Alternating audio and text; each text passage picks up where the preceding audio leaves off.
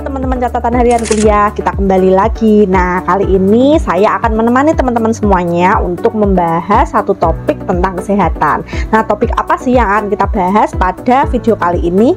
Ya, kita saksikan setelah intro yang satu ini.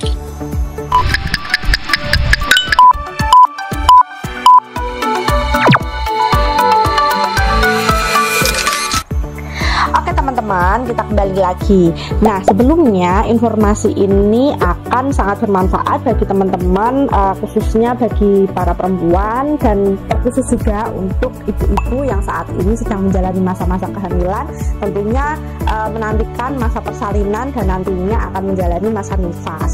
Nah, untuk teman-teman perempuan nih yang nantinya akan mendapatkan kesempatan untuk menjalani masa kehamilan, kemudian persalinan dan menjalani masa nifas setelahnya. Nah, perlu diketahui ya bahwasanya masa-masa ini tentunya akan sangat berbeda kondisinya dari masa sebelumnya. Misalkan pada saat kehamilan ya, ini tentunya akan berbeda nih dari masa sebelumnya. Kemudian masa persalinan pun juga akan sangat berbeda, membutuhkan beberapa persiapan diri ya, baik itu persiapan secara fisik maupun psikis untuk bisa melahirkan secara lancar seperti itu. Dan kemudian juga pada masa nifas. Nah, pada masa nifas ini tentunya akan terjadi sebuah transisi yang begitu cepat, yang tentunya juga membutuhkan dukungan dari lingkungan sosialnya ya, lingkungan sosial seperti keluarga, suami, seperti itu teman-teman. Nah, oke teman-teman. Nah, yang kita bahas kali ini yaitu pada masa nifas ya. Nah, pada masa nifas ini setelah masa-masa proses persalinan ya. Nah, ini tentunya menjadi masa yang memang membutuhkan transisi yang begitu cepat, adaptasi yang begitu cepat teman-teman. Nah, biasanya kelahiran seorang bayi ini ya itu disambut kegembiraan baik dari seorang ibu dan keluarganya seperti itu. Nah, biasanya nih yang terlihat ya dari seorang ibu itu memang terlihat gembira, bahagia karena buah hatinya bisa lahir dengan selamat seperti itu. Nah, tanpa kita tahu ya teman-teman bahwasanya pada masa nifas ini yang telah disebutkan tadi ya, ini adalah masa transisi yang memang membutuhkan adaptasi yang begitu cepat. Kita tahu bahwasanya sebelumnya, beberapa hari sebelumnya ya, itu ibu masih mengandung dedek bayi di dalam perut dengan beban yang begitu berat seperti itu, kemudian menjalani masa-masa yang historis seperti itu pada masa proses persalinan ini ya, dengan segala daya upaya si ibu menjalani proses persalinan ini dan kemudian si dedek bayi lahir. Nah, tentunya di situ tubuh si ibu ini juga akan terjadi perubahan ya, perubahan dari fisiknya ini sangat cepat ya, dari perutnya sendiri ini sudah berbeda dari sebelumnya seperti itu. Nah, kemudian juga masa-masa menyesuaikan diri menjadi seorang ibu seperti itu. Nah, tentunya ini akan memunculkan beberapa resiko dari sisi psikologis seorang ibu. Nah, meskipun yang kita tahu ya, yang pada saat mungkin teman-teman ini bertamu atau melihat ibu yang habis melahirkan ini terlihat bahagia seperti itu, senang seperti itu. Namun di sisi lain di situ ada resiko yang memang harus kita waspadai. Nah, yang mana resiko ini yaitu tadi dari sisi psikologisnya. Nah, sisi psikologisnya ini misalkan ibu-ibu ini ya itu sangat rentan sekali terjadinya baby blues, kemudian bahkan postpartum depresi seperti itu teman-teman ya. Kita tahunnya tadi itu seorang ibu ini terlihat bahagia, namun di situ mungkin seorang ibu ini terjadi gejolak ya di dalam dirinya ya, mungkin ada rasa kecemasan, kemudian kesedihan yang memang tidak bisa diungkapkan kepada orang-orang terdekatnya atau diungkapkan secara kasat mata seperti itu. Nah, kita perlu mewaspadai ini. Tentunya hal ini juga sangat dibutuhkan ya informasinya, tidak hanya untuk seorang ibu, namun bagi seorang ayah ataupun keluarga yang berada di lingkungan si ibu tersebut. Supaya apa sih? Ya supaya si ibu ini bisa sembuh atau pulih dengan cepat ya, dan juga bisa memberikan pengasuhan yang terbaik untuk si buah hatinya. Nah, apa sih yang jadi tanda atau gejala dari baby blues ini?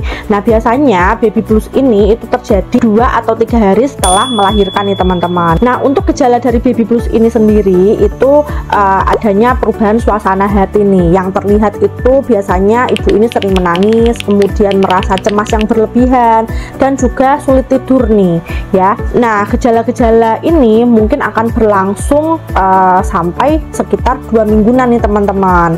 Nah, yang paling parah dari bentuk baby blues ini bisa mengarah ke postpartum depresi nih teman-teman. Nah, lantas postpartum depresi itu apa sih? Nah, untuk postpartum depresi ini teman-teman itu hampir sama dengan baby blues, namun biasanya memang postpartum depresi ini itu sering disalahartikan sebagai baby blues.